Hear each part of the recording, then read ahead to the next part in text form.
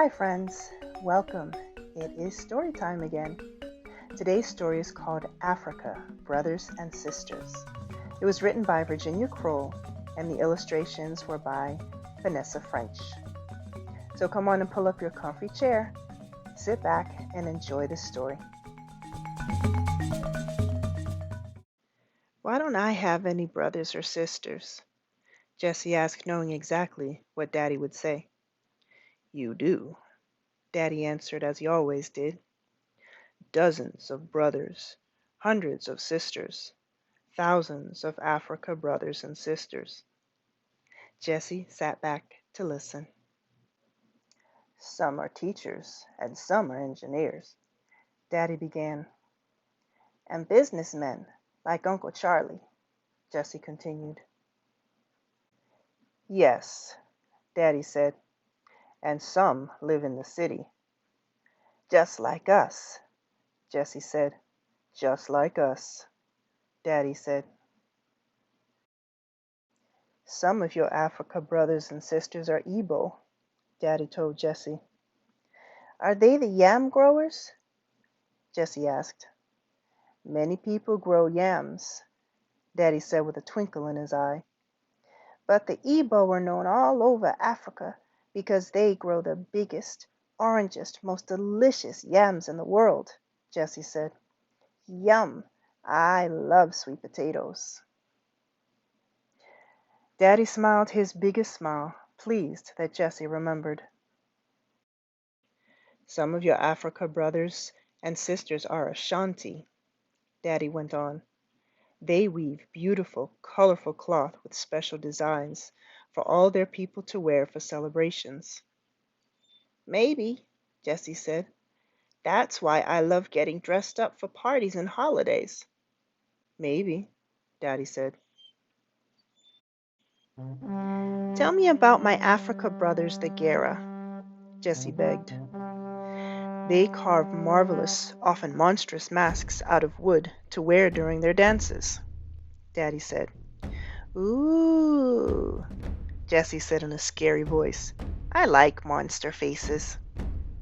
Daddy rippled his voice and pulled his mouth into a ghastly grin.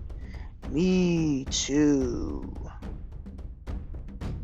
Jessie sat up straight on the couch. Don't forget the Jerma, he said sternly. Daddy put a finger to his chin and cocked his head, pretending not to know. The Jerma. The Jerma. And don't forget the Falasha, Daddy, said Jessie. The Falasha. The Falasha. The Jerma make jewelry out of gold and silver, and the Falasha make pottery, Jessie said. Yes, Daddy said. The Falasha's ancestors molded pots and dishes and bowls from the earth by hand. They liked working with modeling clay, and so do I, Jessie said, showing Daddy his clay giraffe. And you're good at it, too, said Daddy. Who are my dancing Africa brothers and sisters? Jessie asked. Almost all of your Africa brothers and sisters are dancers, Daddy answered. But the Kio, for instance, dance for days at celebrations. And then there are the Vai and the Ive, whose drums talk in remarkable rhythms. Daddy tapped his hands on the coffee table, and Jessie joined the beat. And who are the acrobat dancers? Jessie asked. They are the talented, agile Dan. Daddy, I want to go to Africa. Someday you will, said Daddy. I bet I'd fit right in, Jessie said. And what about the artistic Baule, Baumun, and Benin? Daddy asked, knowing how Jessie would answer. The 3 Bs. I like art too, Jessie said, remembering his projects that Mrs. Lowe hung on the wall. Don't forget the thousands of Africa farming brothers and sisters, Daddy said. They grow corn and coffee and peanuts and things I've never heard of, Jessie said.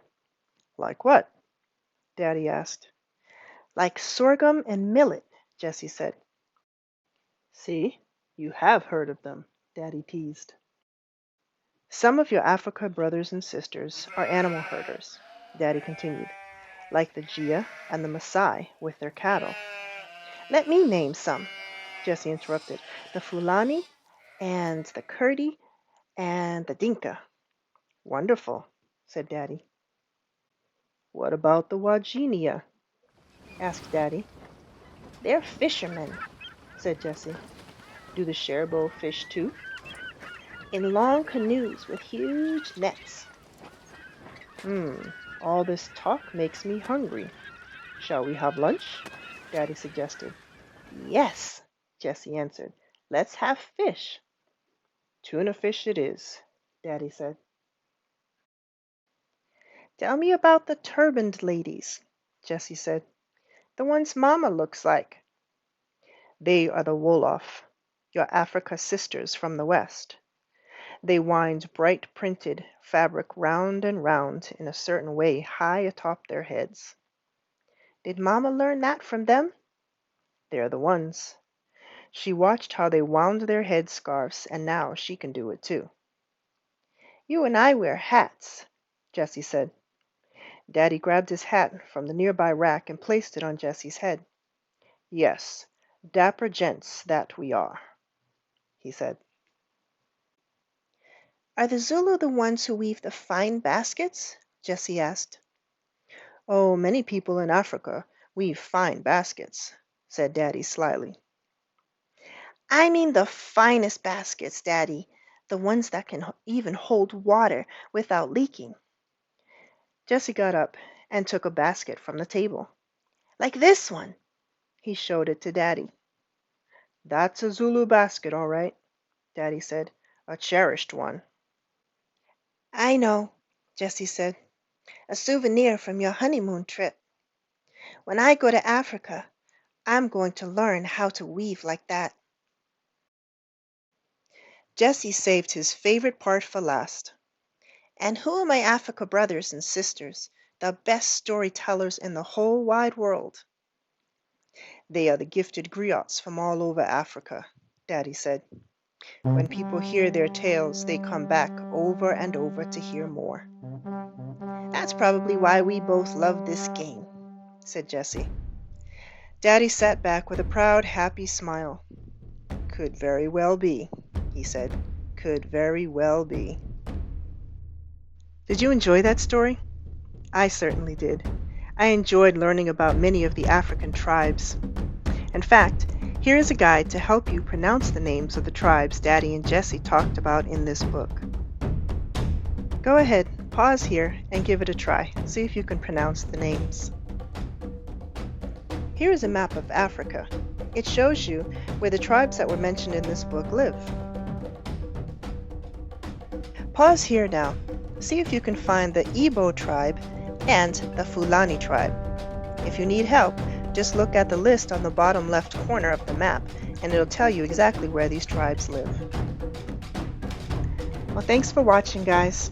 If you enjoyed this video, do me a favor, hit that thumbs up button, and also hit that subscribe button and smash that bell so you'll know when my next video is posted. Until next time.